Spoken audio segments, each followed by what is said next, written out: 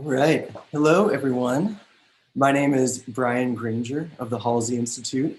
Welcome to our talk tonight called Maps, Politics, and Graphic Design with Scott Reinhard. He is joining us to talk about how he translates the abstract data around us into visual forms that we can learn from.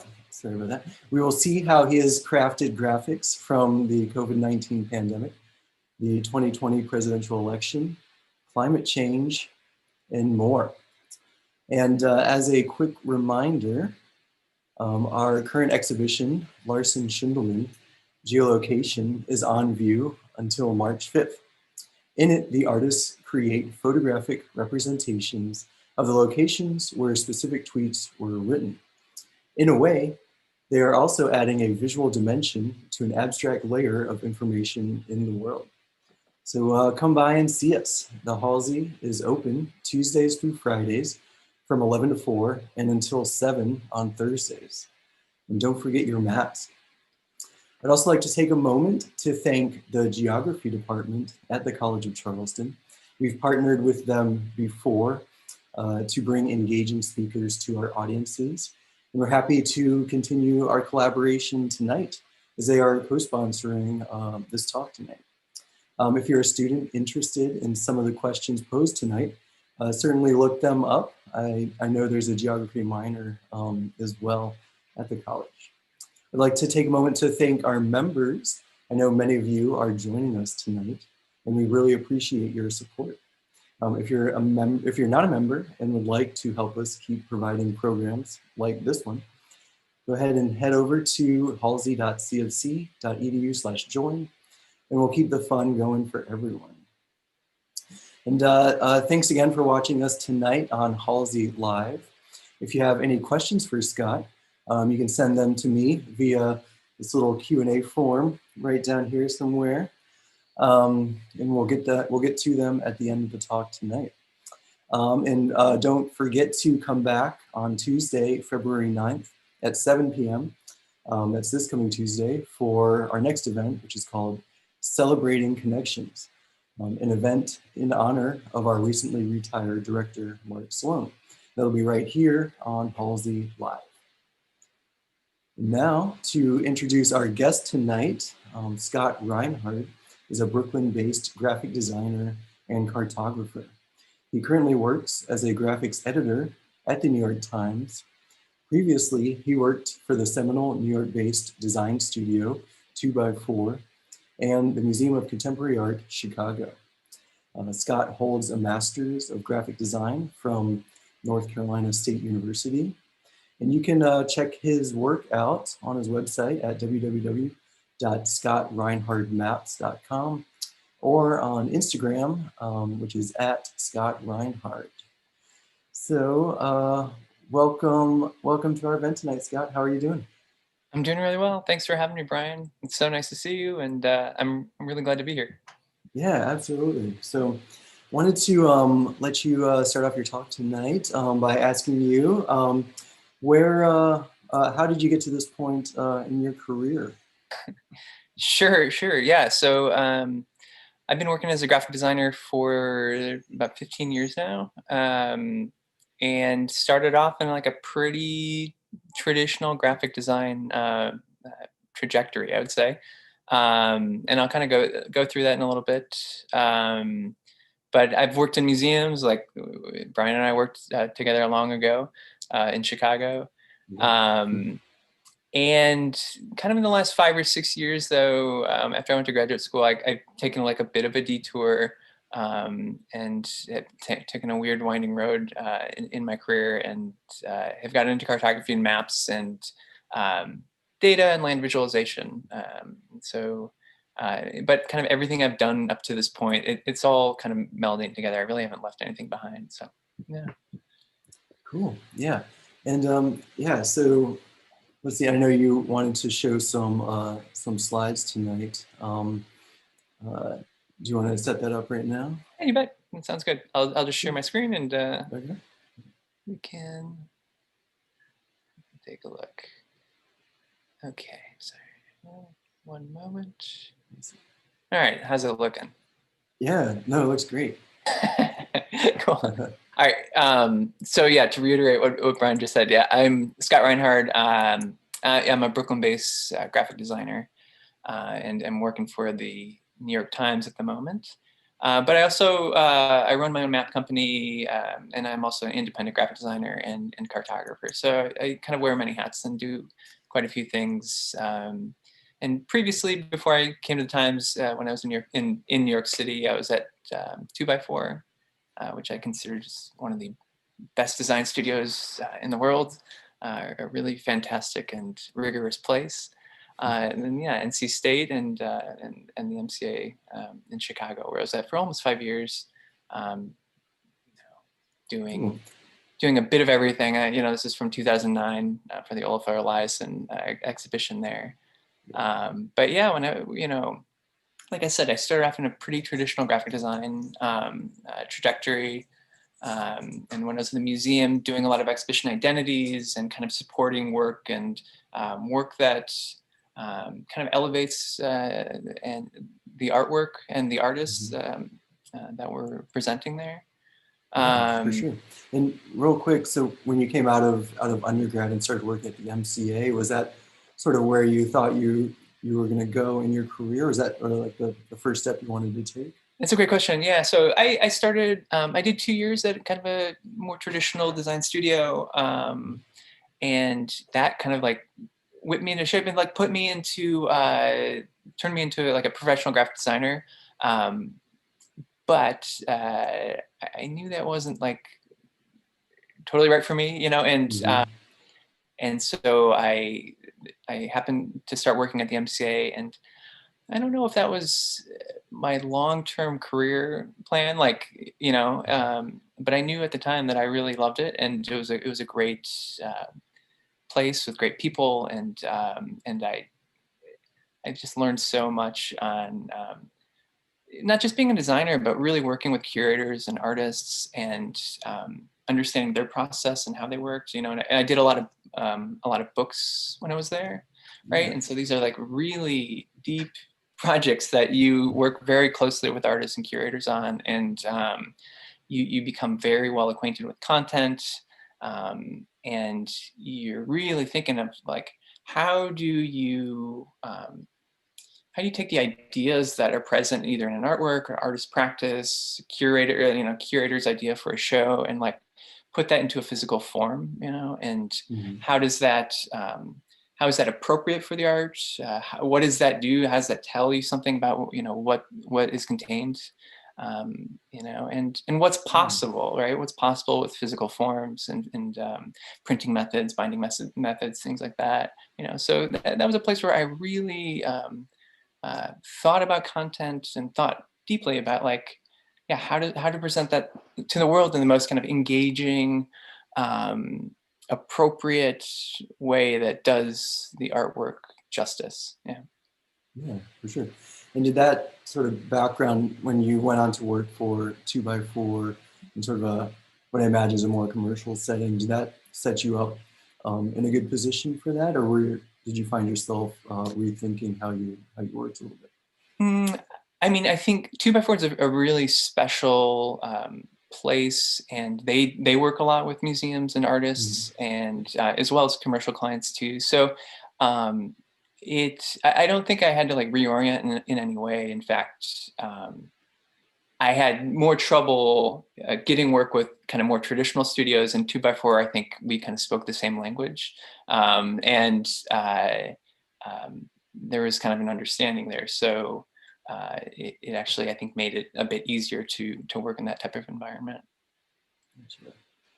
Cool. And then, one of the highlights of our talk tonight is your work as a cartographer. How did you start to get interested in maps? Sure.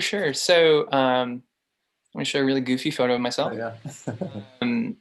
I spent about, yeah, like I said, I spent about 5 years at the MCA and 8 years in Chicago total. And, you'd ask if that was something that I was going to do long term, like work in museums. And, I didn't know.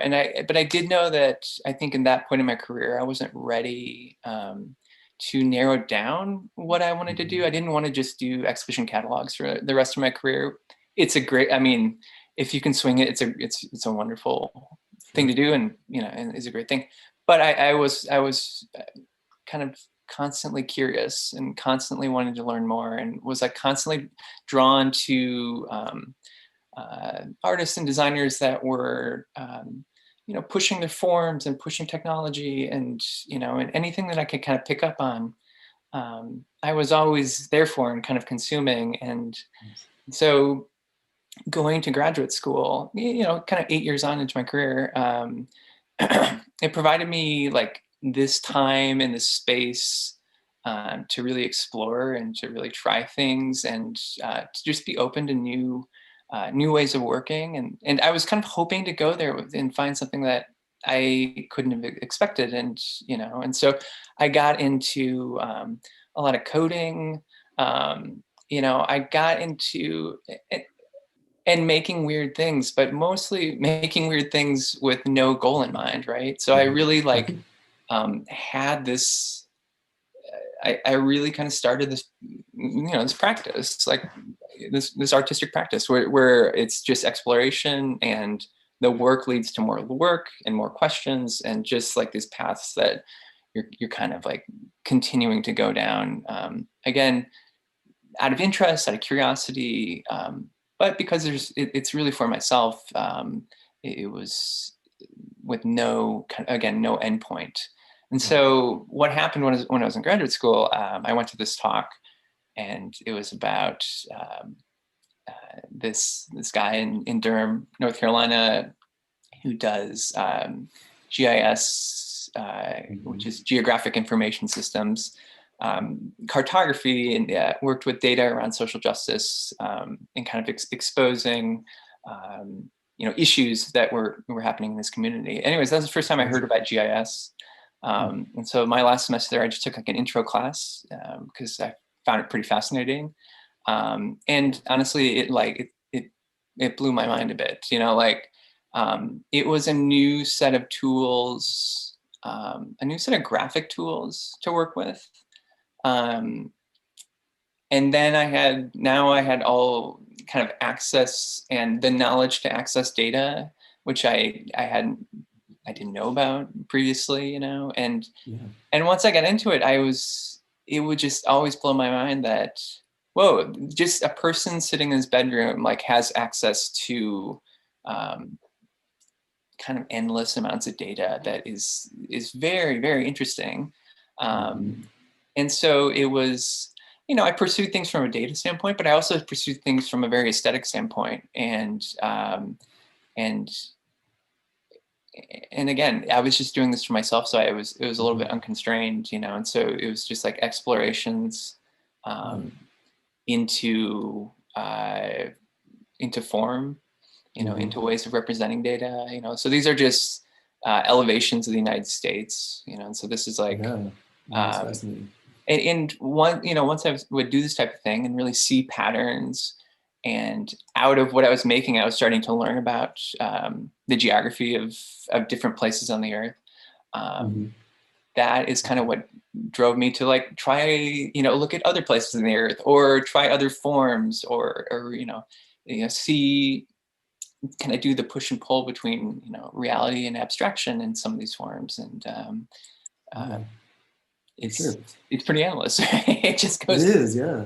Yeah. It's amazing. I mean, I feel like, we all are, very familiar with maps and, sort of the basic forms of them.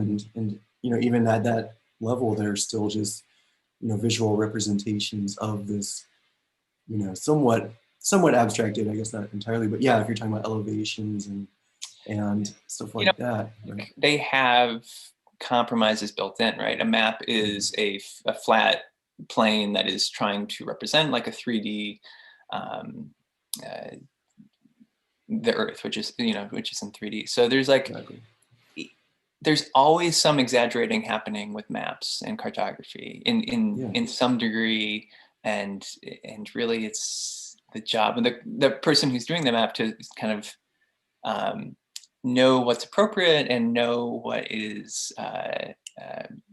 kind of make sense for those areas. And I think that's something that I find really interesting and like to play around with is like what's too much, what's, you know, not enough. So so anyways, all that to say is in graduate school, I kind of like set out on this path. I like learned some new areas of focus and then just kind of took off. And I moved to New York City in 2016. That's where I went to work for 2x4. And then I had about like two and a half years where I was just kind of doing my day job.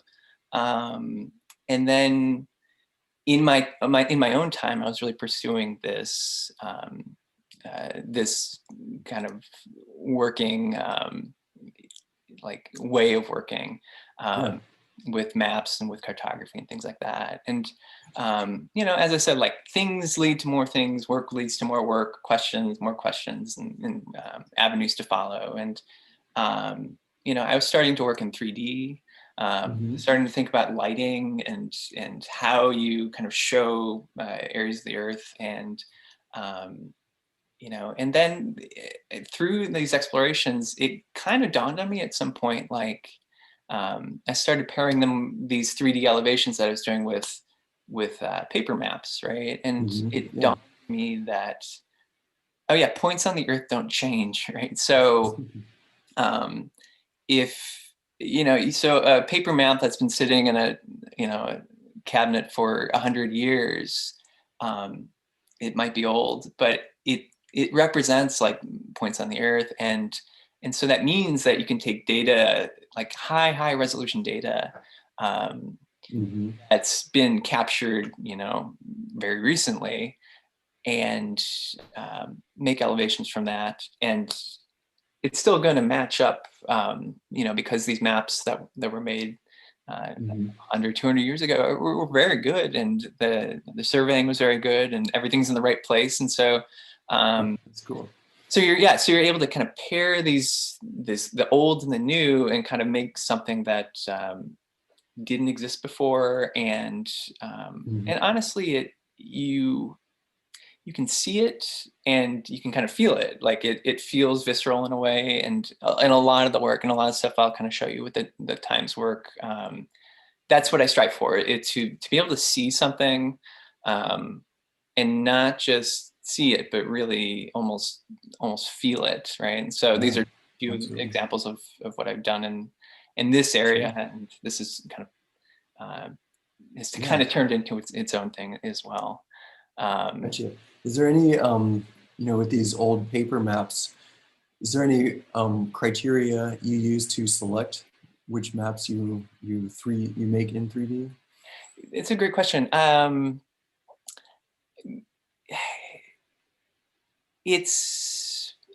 know, there's a few things that go into it. Like, is the map itself interesting from like a graphic design perspective? And interesting is totally subjective. That's like what I find interesting. Is it an interesting era? You know, so I work a lot with the U.S. Geological Survey maps that they've put out since the 1880s, I think.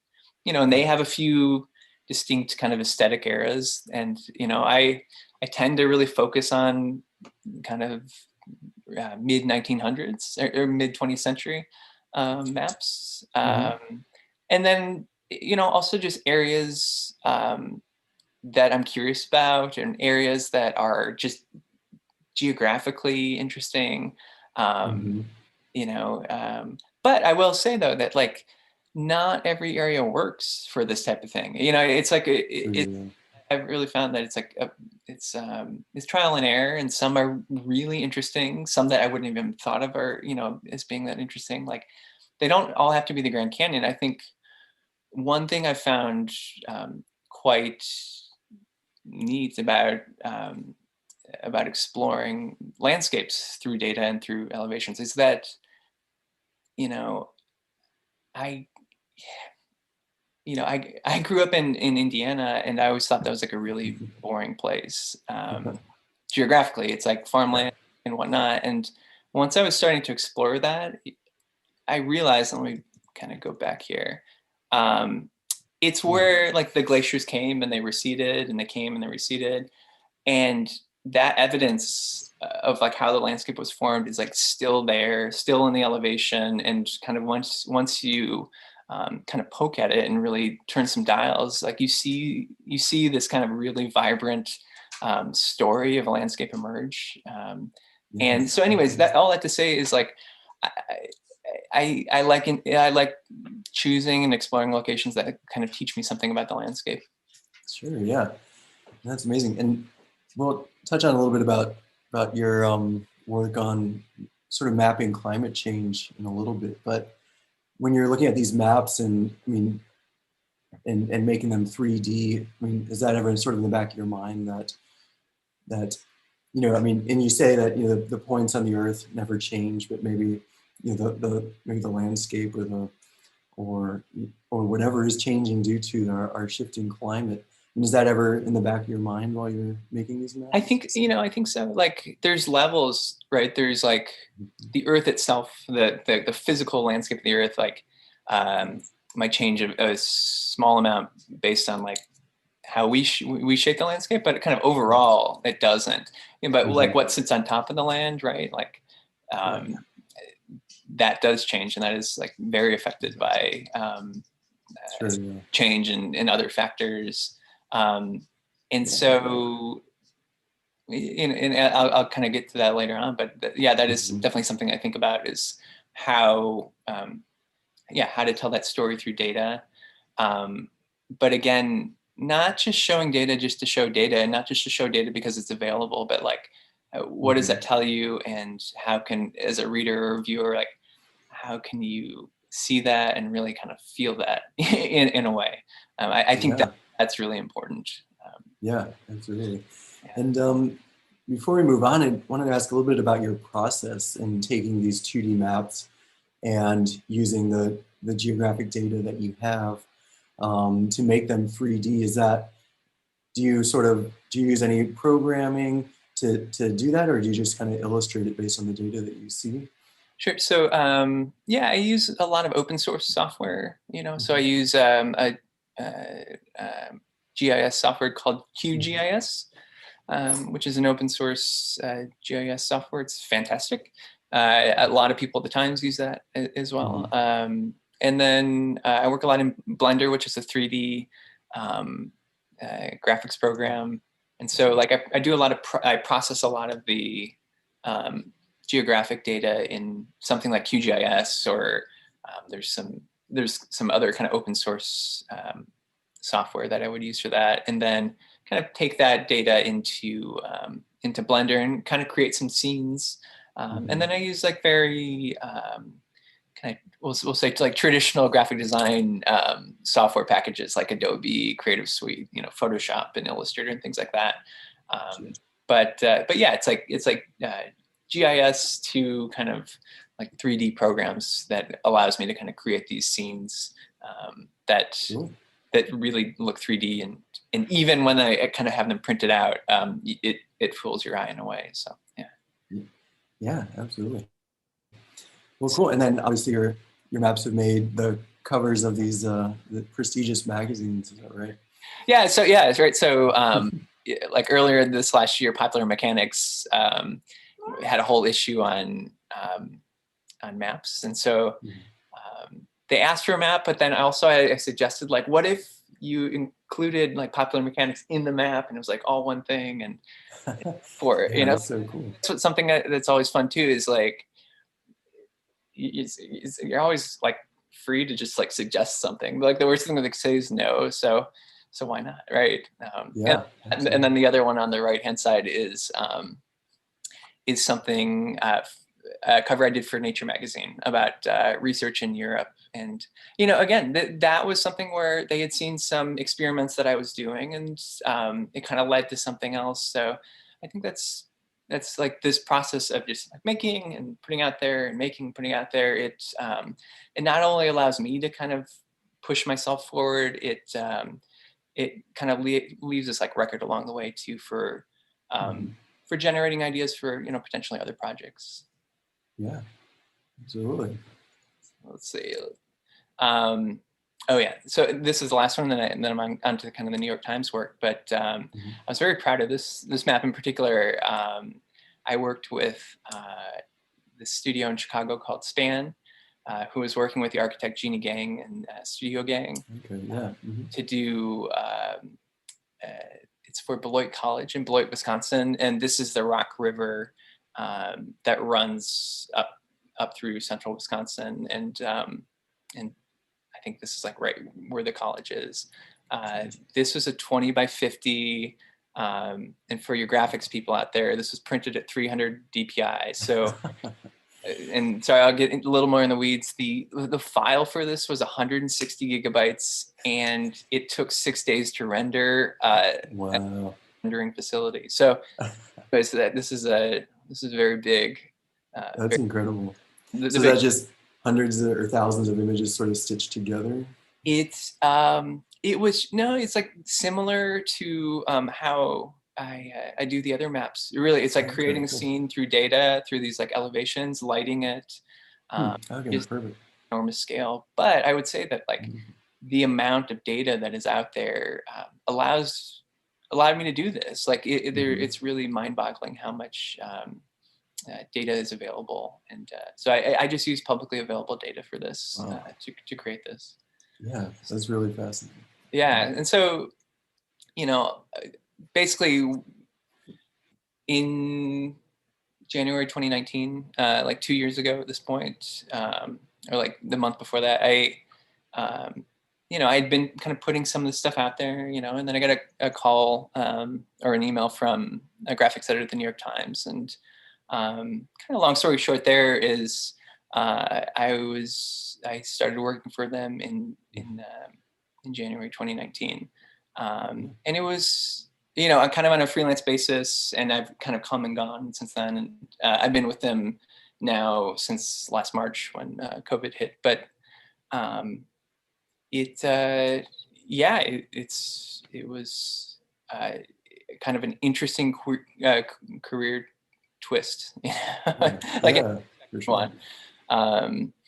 To go from like very kind of heavily focused graphic design studio and studio environments, or kind of like the art world and design for artists and curators, to a daily newspaper, and so there's like a learning curve as like someone coming into this from a different background, to like, well, let's say like a real cartography world from someone just doing cartography in their bedroom, like, so it was quite a jump, and I'm like working with, and I mean this, like some of the best cartographers in the world, just brilliant people, so I had to learn a lot, like really quickly, Yeah, I bet. And when you started, were you just sort of doing all-purpose, like geographic designs that they needed? Absolutely, and this is kind of like why I include this slide. It's generally a nice overview of like the graphics desk at the New York Times is part of the newsroom. It's about 40 people or so, and it includes editors and designers, cartographers,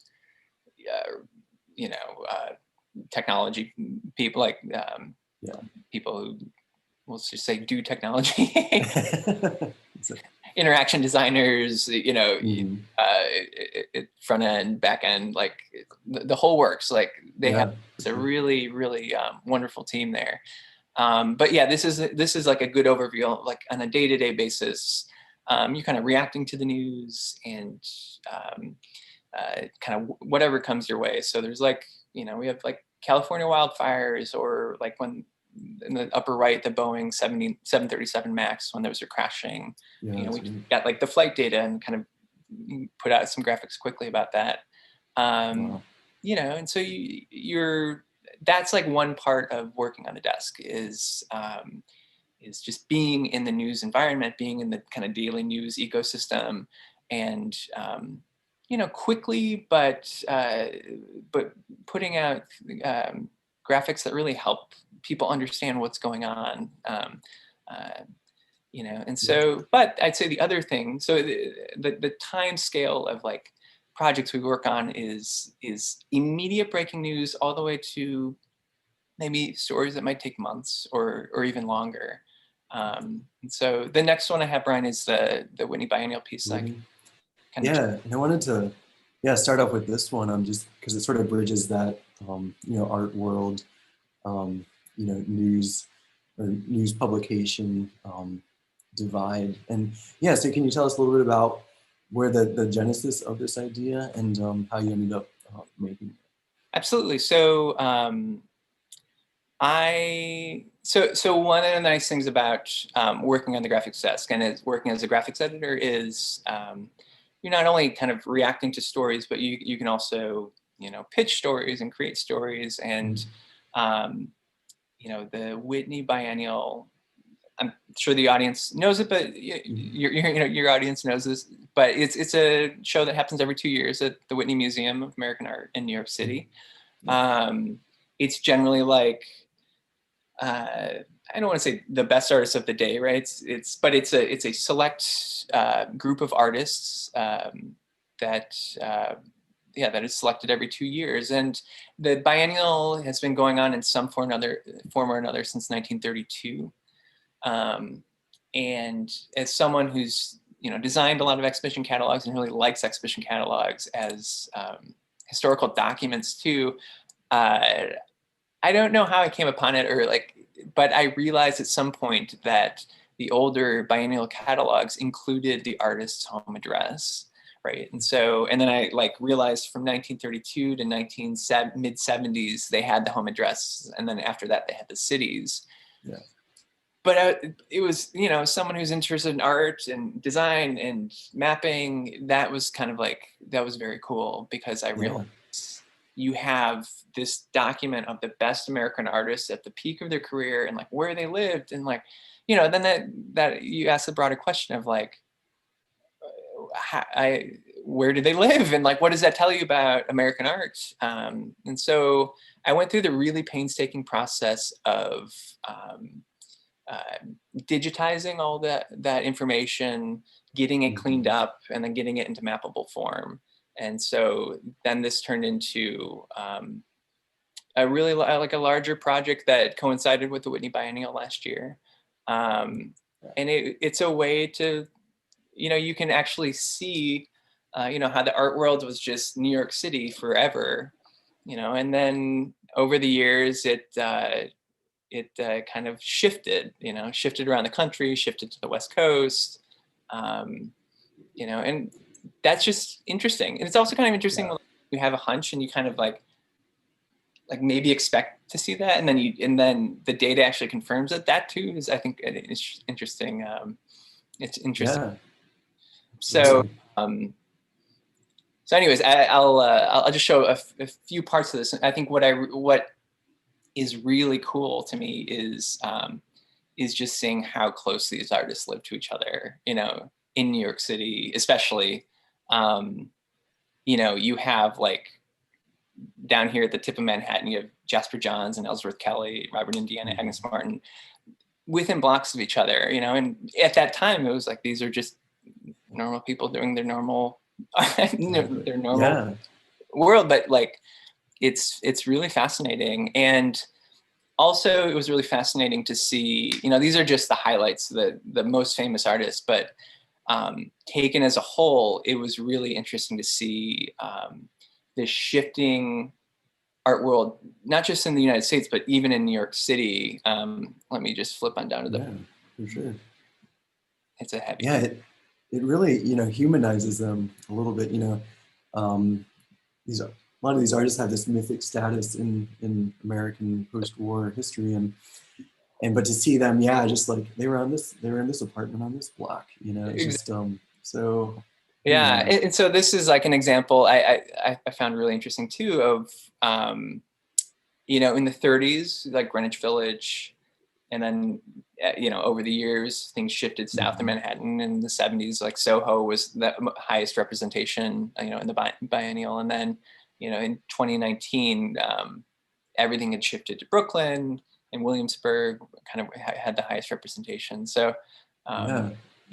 That was just like a really fun project to meld a few interests of mine, but also just to see art history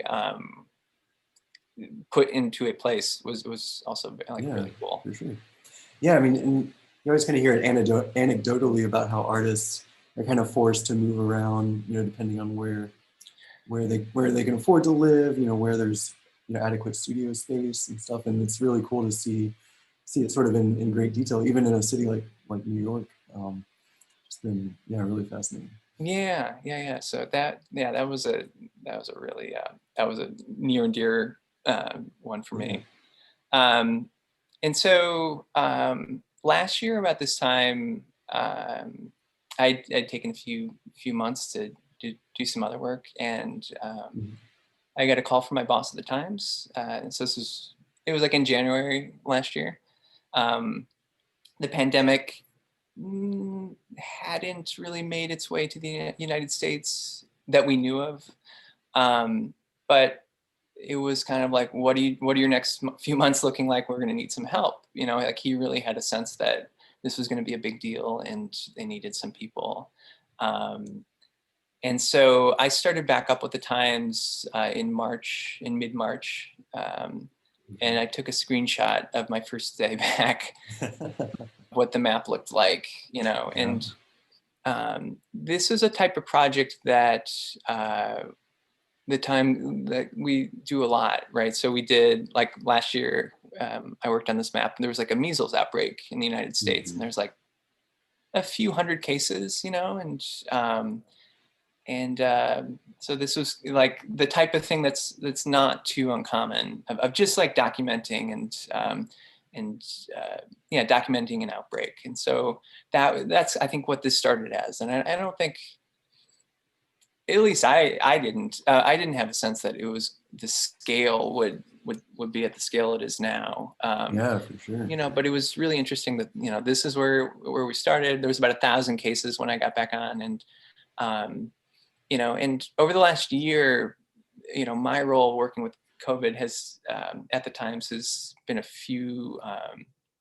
a few areas. One of my most consistent things, though, has been helping just update and publish the trackers, and kind of there's a small team that 24 hours a day, 7 days a week is updating and making sure that the data that the data collection team has is output, and all this like kind of vast array of pages are being built and published properly to the Times and the Times website. Yeah, for sure. It's really fascinating to see this very kind of simple project, scale up to not just reflect where things are at now, but from a really like a technology and infrastructure point, go from handling like 1,000 cases to 26 million cases in the United States. So it's like, how do the graphics shift for that? How does the technology that like supports that? Obviously, we're not using like a Google Sheet anymore. And that was another thing too. It was living in New York City and living through the effects of this pandemic while also kind of watching this and helping document it in a way was really really heavy. And I would update the tracker in the morning and then kind of go back and see this Google Sheet and see that there was 1,000 new lines on that spreadsheet, and oh my gosh, there's 5,000 new lines since this morning. Oh my God, there's 10,000. And so you can kind of I was like seeing that increase just in throughout the day, and it was really really startling. I don't know if there's a better word for that, but yeah, I can imagine. Let's see. So like, I'm sure these are pages, you all have seen and look at a lot. And, I'm just a small part in all of this. I haven't really worked on the design or anything. I'm just mostly like that person who helps the data get, into a form and then out into the world. But it's something I really, I feel is quite important, and yeah, really happy to be a part of that. But that kind of initial project has really expanded out, and we have multiple countries that we're doing on various levels, all the states, cities. We just, I think, started publishing like personalized counties, and it's really fascinating. Yeah. Kind of like work on, but also just be an observer of. Yeah, for sure. And I think you've been talking about, you do these infographics, but you also do, graphics for stories that have to do with the pandemic, right? That kind of also use images and maps to tell the toll that that it's taking, right? Yeah, absolutely. So like, right. So like, what I was just showing is like a daily thing, and it's the numbers, it's the numbers of what's happening with the virus and this pandemic throughout the world and throughout the country. But the other part of it is these are affecting real people and real humans, and so a lot of there's a significant amount of the reporting too that like deals with that, and it's something that I enjoy working on, right? Because it's in a similar way actually, that when I'm working with artists and I'm able to kind of in a way like do whatever I do to help people understand what that work's about. I feel a similar thing with these stories is through maps in a way, being able to like set a mood, set a tone, um, and then clearly display information. This like these types of stories give me a chance to kind of strike that balance. And so this story was about part of Queens that was just really hit hard early on in the pandemic. And and for this map in particular, like I just showed buildings, so I just wanted to show density.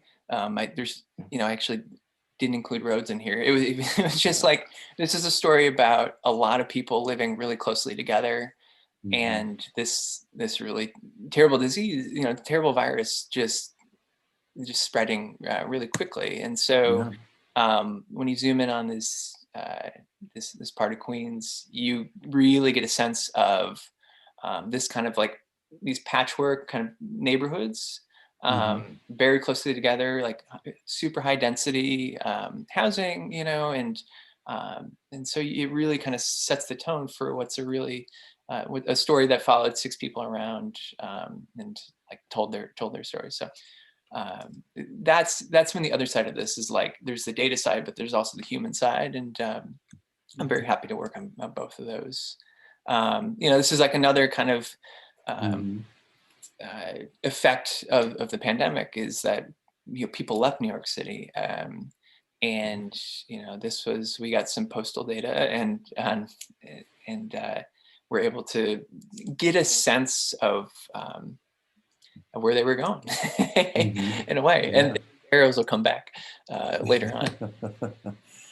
But and then the work continues. This was published yesterday.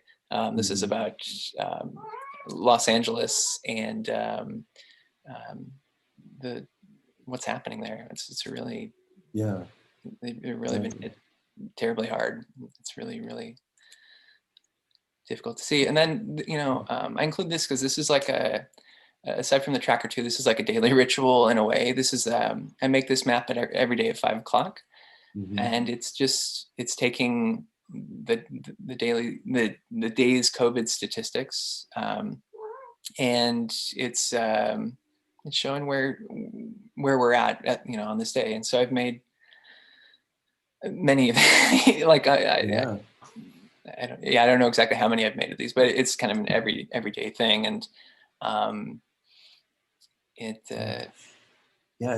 and this reminds me, we were talking about, this is printed with black ink on newsprint, right? And as the pandemic kept getting worse and worse, then you can't just put more black ink on there. Like, how did you have to adjust? Absolutely. To show exactly how bad the toll was getting. Yeah. So like, if you can see here, the scale that we had was up to about 54 people per 100,000 that were getting, at this point, those were the hot spots were around there. It's at a certain point though, like day by day by day, you see this virus kind of spread, and that scale just doesn't work anymore. And then what happens is the whole map just turns black, and so there was a moment, there was a time where we kind of realized this, and we kind of came to the conclusion that we need to shift the scale. Once everything just turns black, it doesn't tell you anything anymore. Like all the nuance is gone. And so now we have a scale that accommodates many more cases, and in that range, you can see it's not just a black map anymore. You can see where the hotspots are, but now the hotspots are have been much worse compared to where we're at. This was, I think, from July, the map that you're seeing now. But that's it's all really interesting, and makes you stop and think about really simple things like that. The scale and the fact that we shifted it has a really kind of a greater meaning than just a kind of a graphic device that we'd be using. There's, as I was just talking about with the human toll, there's a real human toll to the fact that we had to shift that scale. And it's for sure. Yeah, and that's testament to some of the aesthetic decisions I think you have to make every day. How to get this information across and to really portray how bad it's getting at times. So yeah, and you want to do it in a clear, kind of responsible fashion. You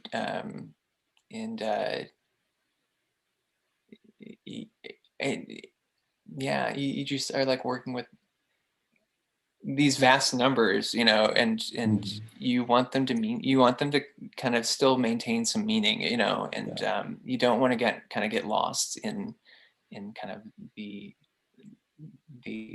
just grand scale of everything that has happened over the last year. So that's been a large part of my year. But I'm gonna shift over to the 2020 election results. Is that cool? Yeah. I bet another big part of your year, I'm sure. Yeah. So this was kind of we published this on December 12th. It was once all the results were in, everything was counted, and we had all that data. We took a look back, and we wanted to have a sense of, okay, what happened in this election? Not just vote totals, but also compared to last election, how have things shifted? And what does that mean? And how do you show that? How do you show a shift in areas and a few things how do you show a shift that isn't just representing land masses, right? Because that's the big thing you see with politics and maps, right? You see a big, red map, because there's the less dense counties, less dense, right? And so so this was kind of what I was going when I was working on this map. Is I wanted to show the size of shift, but I also wanted to show population, and so for instance, let me just kind of go down here to Texas. Along the border in Texas, there were huge shifts, right? This election, some of these counties shifted 40% to the right compared to 2016, but those were also comparatively very small populations, right? So you kind of get into this balance of you don't want to overstate that, because that might have been a shift of 200 votes, but Dallas, shifted only 0.1% Democratic, but that represents 100,000 votes, or something like that. So I asked a lot of these arrows, I asked it to show not just size of a swing, but also how big that swing was in actual numbers too. And so, Yeah. so you get, So here, I guess if the arrow is thinner, is a smaller population, but the length is like the exactly magnitude of the change. right. It was really wispy and moved fast, but there wasn't much weight to it in a way, but I liked, I like seeing this. I like also just as a person curious about the election, like it also helped me understand like what happened, and it's interesting to see that like two states right next to each other had such different shifts, almost like right down the border. Colorado shifting hard to the left, and Utah shifting hard to the right. Yeah. But I would also say though that this was the overall map for 2020, and it looks like there was a lot of shifts, right? But we see a lot of shifts in cities and in some of the suburbs. A lot of the rural areas shifted a little more to the right. But it looks like there's a lot going on, and so we also thought it would be interesting to look at the last, I wouldn't say the last two elections, but the last two elections where we were electing a non-incumbent. In 2008, when Obama won, and then 2016 when Trump won, you really get a sense of what happened. Again, this isn't like the actual vote counts. This is the change from the previous election. So it kind of shows the direction that the country was moving in. For sure. And it's really quite fascinating. Such a great way to tell the story again, without just making counties different shades of blue, because this really shows you the magnitude of the shift, but also sort of the weight behind it. Like you were saying. Again, like when I kind of from earlier on when I was talking about like I want to be able to feel it, right? I want when someone looks at this, there is some almost feeling of physics to it, right? Like how these arrows would act or how they would move, based on what they're rooted in, or based on that data. And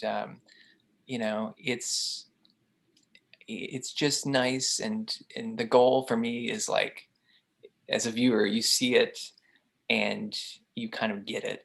You can do more and have a greater level of depth and understanding of it. But like when you see it, you kind of like you really get it. I think that's really important to me.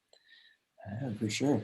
And while we're on the elections, I think this week the Times came out with an interactive map that's basically that goes down to precinct level, so you can see just essentially how all your neighbors voted, or how these tiny precincts all around the country voted. And is this a sort of a trend in reporting electoral politics, that we have so much data now that we can really start to break things down almost on a even within a precinct level? Yeah, I think so. I think I don't know if it was 2016 or 2012 was the first time that the Times had precinct level, but I can't make any predictions or any speak to like the strategy of moving forward, how we would do things. But I would just say like we're all interested in this stuff, right? And so when you can get that level of detail and it's available, and it has value, and it like you're saying, it shows on such a granular level what is happening around you, then I think it's something, I can't say it's like something we've definitely published, but it's definitely of interest to us, and something that just on the surface is like pretty cool. It's just like pretty cool to have really that level of level of detail in how things went. Yeah, for sure. I know. I think I saw your next slide on the events of January 6th at the U.S. Capitol building, and we had met just after that day, and you were kind of telling me how as this was going on, you were starting to make a graphic like this. Can you tell us a little bit about how that went down? I took this photo of my screen, which is like a funny thing to do. And this is probably around 5:30 p.m. on the 6th. And I think just like everyone else, like we're all working from home, just like everyone else. And so um, on these like very, very breaking news days, it's a really, again, I feel like a little bit like sometimes like I'm just observing because, I just kind of find myself here after 15 years of doing other things. So, but it's really fascinating, and it's really kind of humbling to see my colleagues kind of go into action for this. Yeah. And so, yeah, we were, on these breaking news days, and this is a good example of, I think, how the graphics desk works and why they work so well is we have tools to get a map up to the internet in like 5 minutes, right? And so there's these steps and these levels of understanding that we go through, and then obviously everyone else goes through. But the first thing is like, what is going on? Where is this happening? Like the very basic questions of like, okay, they started this, things happened here, and then they happened here, and then a few days on, we learn more, we have more information to work with. We'll take a step back and say, okay, at this time this happened, at this time this happened. But on the 6th, we're just the thing is still it was like still ongoing. Mm-hmm. And so yeah, this was just the first print map of the riots at the Capitol for the next day's paper. It just felt like something I needed to document because it was really a wild day, and Yeah, kind of surreal. Yeah. it was. Yeah. And it's, and again, you're just kind of sitting home and seeing videos on Twitter, and, I'm not super familiar with the Capitol. But then to see, something like this, like it automatically gives you a sense of scale and, what exactly went down, or, who was affected that day as well. So yeah, Yeah. it's Yeah, it's a basic one, like this happened, then this happened, then this happened. We'll know exactly. more later. We'll do more maps later. But at the moment, like this is what we know, and this is what we know in time to make our print deadline, right? Yeah, Because exactly. oh yes, and then the next and kind of final Yeah, section I have here is on kind of climate and the environment and work I've done around there with the Times, and then I can take some questions. Uh, yeah, that would be great. so so there is a dedicated climate desk at the New York Times that really does wonderful and interesting work related to climate change, and I've done a number of stories with them. Really love working with them, and again, it's something where I get this data and I really think about it deeply and really try to understand what it's representing and what it means. Um, and then the question as a graphic designer kind of um, is how do you show this? Like there's any number of ways to show something. Like what's the best way for this type of thing? And so this is just kind of an example of that, right? Where this like data didn't come to me as an animation. This data just came to me as uh, as like a mapping file that had shapes and then years associated with it, or something like that. Yeah, I Um, see. and but it's showing deforestation, and I think in the animated form, like animating this, felt like the best way and to really understand not just like that deforestation is happening, but also like how it's happening. Like how just Mm-hmm. it's really interesting. I think when you can see human activity like represented in data, I guess similar to how I was saying, like you can see the way the Earth kind of formed in different ways through elevation data. I think this is a way to show like human activity through data and how it affects the landscape. Yeah. So yeah, this was uh, really heavy to work on to be looking at deforestation videos. Yeah, All day, but I really was happy with how this turned out. And it's just like a similar story. This is like called the Pantanal in Brazil, or in South America, on the border of Brazil, which is like one of the world's like treasured wetlands.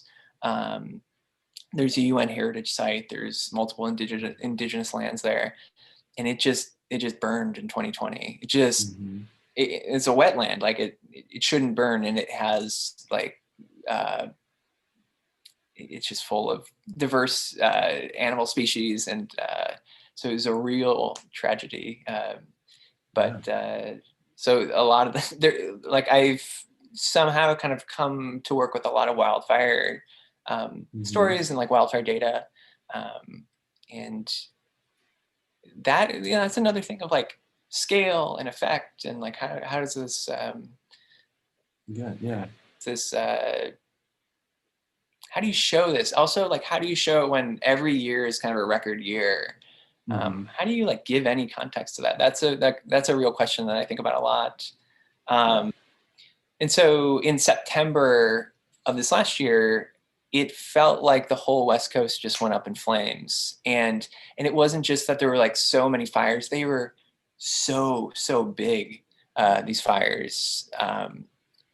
To give you some sense of scale here and what we're looking at, each of these circles is 4 kilometers, so it's about 2.5 miles across. Gotcha. Each of those little circles, right? So some of these fires are like 100 miles tall, and that is also kind of hard to comprehend. But the thing I'll say about this, and the reason I showed the data in this way, is the data source is, I'll say it's like pretty rough. There's finer grained data sources that have smaller areas. But this one in particular, it's basically the satellite that's sitting over the Pacific, and it's in geostationary orbit. So it's like in the same place all the time. It takes a picture or measurement every 10 minutes of the, of like what's happening on the ground. And so even though it's like pretty coarse, it, from a time resolution standpoint, it is very, very rich. And so you're able to see, what a wildfire, wildfire is always buried beneath smoke, right? So you don't really ever get a good sense of like what the characteristics of a wildfire are. And so this was something that fascinated me, just seeing it, just having the ability to see what a wildfire kind of feels like, and then to put it on a timeline and kind of within the context of the fact that so many places along the West Coast were burning at the same time. It was the way that felt appropriate to show scale, and to use I don't know, to use like the downside of a data set, weighed with the pros of that data set to really kind of make it work. The thing I would say is similar to how I did a lot of the abstraction with kind of the wacky maps I showed earlier. It's the same thing with art or whatever. Like, we're such visual people that you can abstract something kind of a great deal. And as long as there's something that's like really holding it together, and in this case, it was the fire itself, like the data of the fire.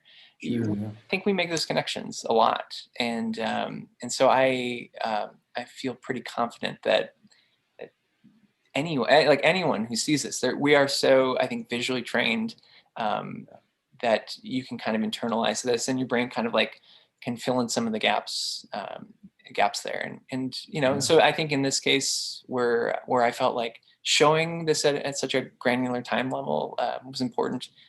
I think that worked. Yeah, absolutely. And it's great to see the duration. I think with a lot of coverage of forest fires, it's hard to tell the scale, but also where it is and how it burns over time. And this is a great way to really visualize that and really see sort of the overwhelming scale of these And fires. I think the other thing that was really is how they're synchronized in a way, right? Like, Yeah. So that at least to me, and I'm not an expert on, just is just that it seems like, you know, bigger forces at play when such massive wildfires happen kind of all at the same time. It's not just that like someone was camping and then accidentally lit a forest fire or a wildfire. It's that, you know, the climate itself is drying out some of these places, especially some of the places that burned. You know, here they're places that actually generally don't burn as much. So Yeah. yeah, Absolutely. there's a lot. There's like a lot of elements to this story, but I'm really happy with how that was able to be told, I think. Yeah, for sure. Yeah, I think it's really well done. And then the and then the last thing I'm going to show, and then I can take some questions. Cool. Is I think it was about a month later, but it was about another element, and we'll see. It might be a little bit choppy through Zoom, but another element that was at play too was like there was a lot of lightning, and that caused a lot of these forest fires. So like there was like dry conditions on the ground, but then also the West was getting nailed with lightning. And I was able to get data from this company that that I wouldn't say measures lightning, but documents lightning, or is able to record lightning down to the like millisecond. And so they sent me a spreadsheet that had 4 million lightning strikes, like over a period of time, and which was wild. They were also able to detect whether it was from cloud to cloud, cloud to ground. Different types of lightning actually can start forest fires. They're able to detect that. It's kind of cool. It's like really cool. Yeah, it was really cool to like work with that and learn a lot about lightning. But anyways, that similar to like how I really found it fascinating to see how a forest fire works. It was very fascinating to take kind of a month of lightning data over the kind of western half of the United States and just see how that works. Like I don't think I've ever seen lightning animated, you know, in that way. So you know, so I think it was helpful to the readers, and then from a personal standpoint, it's like just interesting, you know, just really interesting. Yeah, that sounded like a really amazing, you know, data set to have such, you know, granular detail on lightning strikes, and then you can connect it to where, you know, the locations of the forest fires. Exactly. So I had, you know, and you can see here the forest fires kind of come and go with like day and night as things cool. But yeah, you put those two and you can like tell a story, you know, in a landscape. And also I thought this was really cool because I was representing lightning with just bursts of light in this environment. And I thought it was interesting to show data just through light. Exactly. Yeah. So yeah, so that's really cool. that's Cool. my story, and Awesome. I really thank you for having me. It's nice to be able to kind of think through a lot of the work that I've been doing as of late, and we can kind of share it and talk about it. So happy to answer questions if those cool. Yeah, and likewise, I mean, this is super fascinating to you know, just to see some of your reasoning, you know, behind some of this stuff. So yeah, do you have a few questions? If you have any other outstanding ones for those of you watching, just send them into the box. We're getting a few already, but yeah, so we'll start with a couple. So one, here's a good one. It says, the question is, are there sometimes disagreement at the times about, say, like a graphic's aesthetics and like how a designer may want it to look versus its clarity of information? And it sounds like you may have to sort of balance that, you know, on your own. But yeah, I mean, I guess are there bigger, you know, discussions about stuff like that? I think so. You know, let's see. What would I say to that? I would say there's not like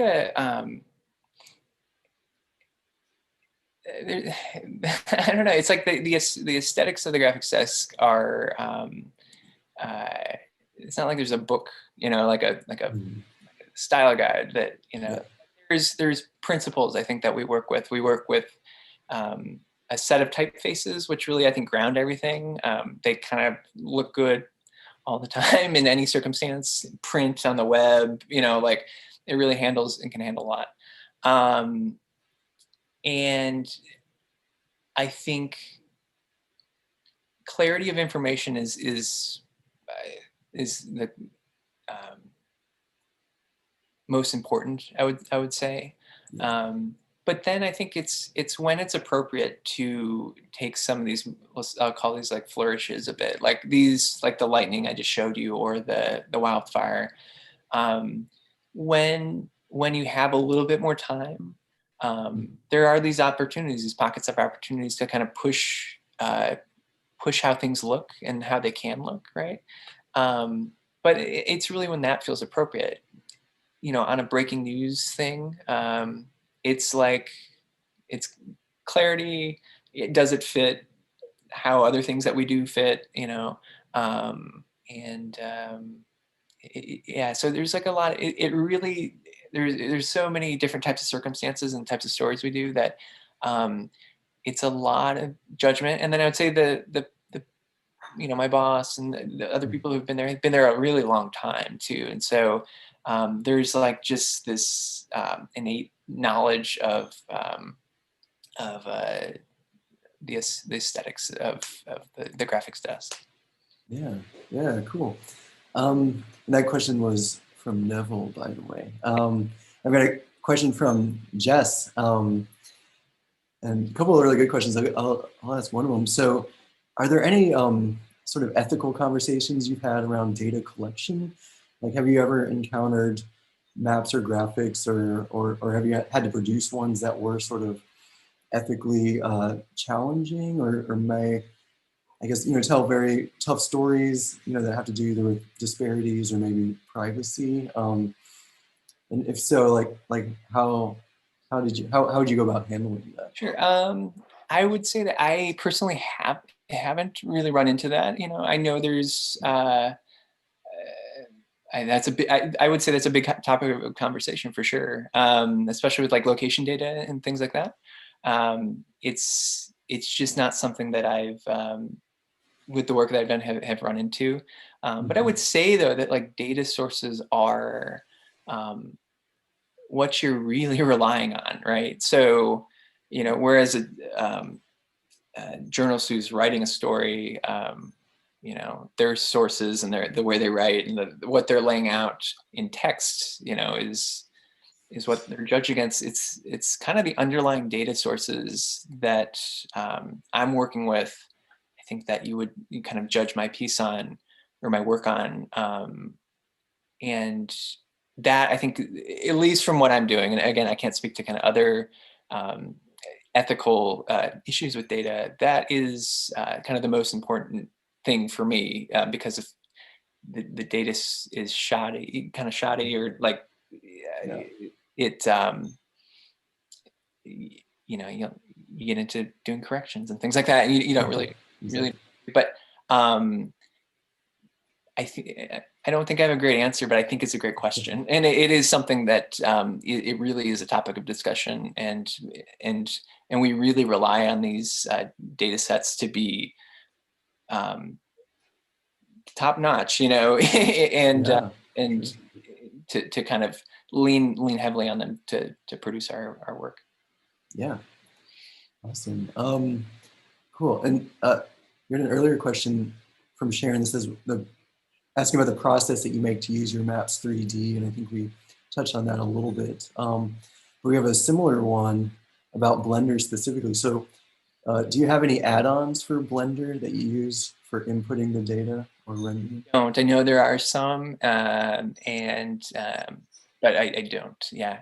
Um, I was gonna. Well, no, I don't. I use an old version, and I only learn what I need to learn because Blender is an open source 3D program, and it can be harrowing, I would say. So, so Definitely get lost. what I need to know, and then I kind of stick to that. Gotcha. Cool. We had a question from Paul. I'm not quite sure what exactly he means. His question is, how do cartoons play a role in your work? I'm thinking, are there animations or maybe just animation in general? Does that, and think about some of those really cool, the really cool programmatic generative things you showed earlier on. Is that stuff that you're kind of working on as well? And does that ever play a role into your work? I think it'd probably be difficult to explain like a one-to-one role. But I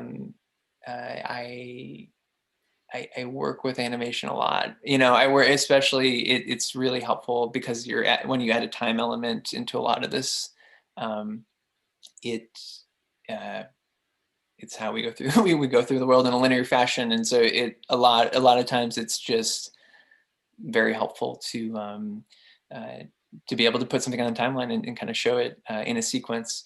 And then that's I think that's as good as I can answer that one. Sure, yeah. All right, and I think we had another one from Neville, a personal preference and why. New York City subway map or the London tube map? That's a great question. Maybe we'll add a bonus Chicago L map. I'm going to say the CTA map in Chicago. Yeah, nice. Yeah, I always like that one. Yeah. Yeah, that would be my personal preference. Nice. And, well, what about New York or London? Do you have a preference there? Yeah, I think the New York one's fine. Mm-hmm. And I think the London one's a classic. And Yeah. I hope at some point the New York one, they can make it better. Yeah, nice. Yeah. Cool. All right, and then just real quick, so I don't know if you get this question a lot, but for people at school right now who want to tell stories with graphic design, are there any sort of keys to success or just things that you've kind of stumbled upon that you would have liked to have known back then? I mean, that's a great question. It's less about like specific things I would have known. I think the reason I somehow ended up in this place that 15 years ago, I never could have suggested that, and it would have made sense to me is I've just followed my curiosity. I really have. I've been curious. I've always tried and I think have succeeded to be in places with really, really smart people around me, and I think I'm kind of still pursuing that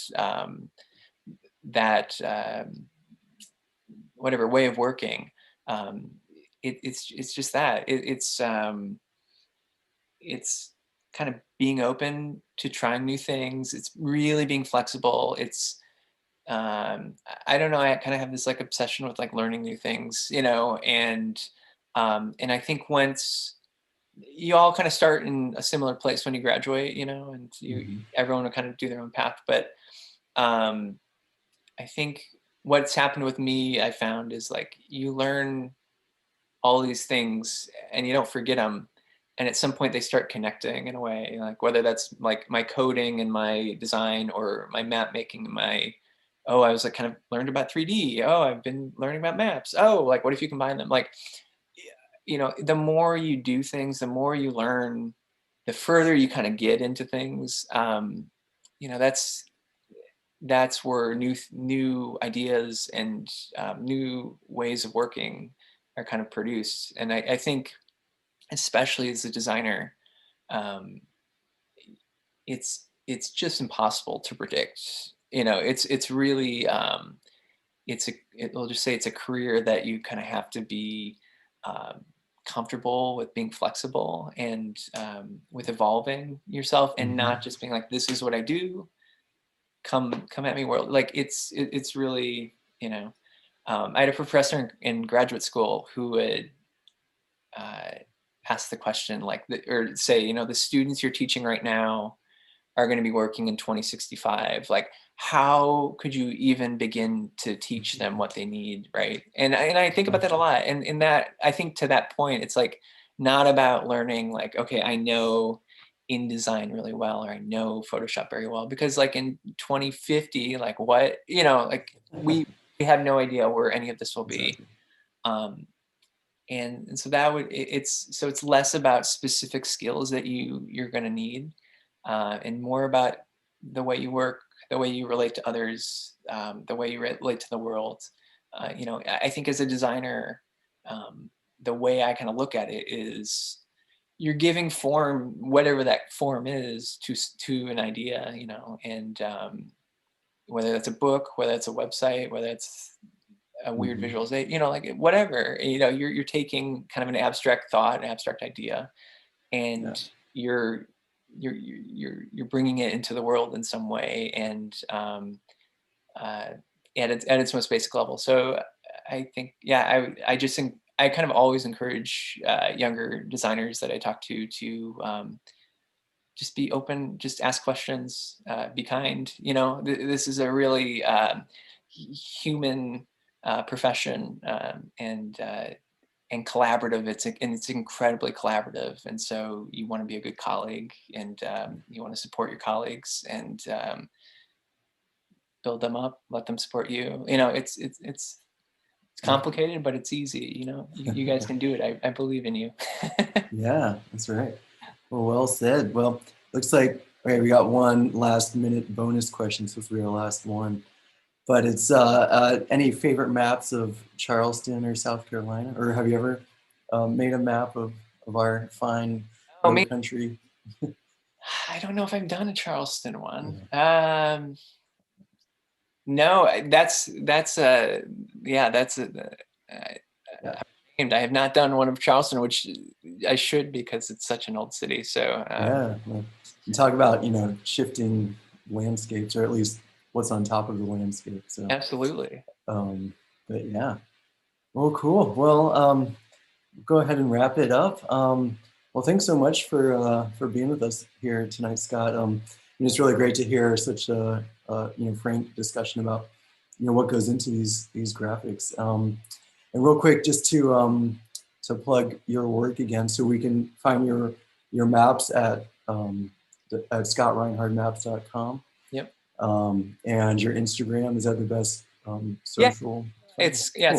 M Reinhard is my Instagram handle, and yeah, that's where I put a lot of work, um, Cool. as a Cool. going archive. Sorry, just to be clear, Scott M. Reinhard?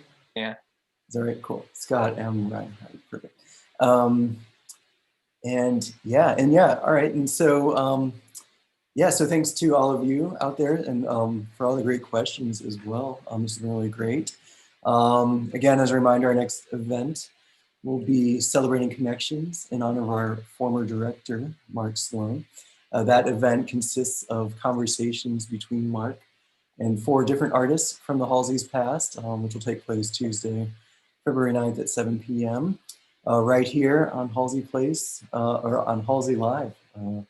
So yeah, so we hope to see you then. So otherwise, well, thanks again, Scott. It's been really great. And yeah, hope you have a great night, and best of luck to all the challenges coming up in this year 2021, I'm sure.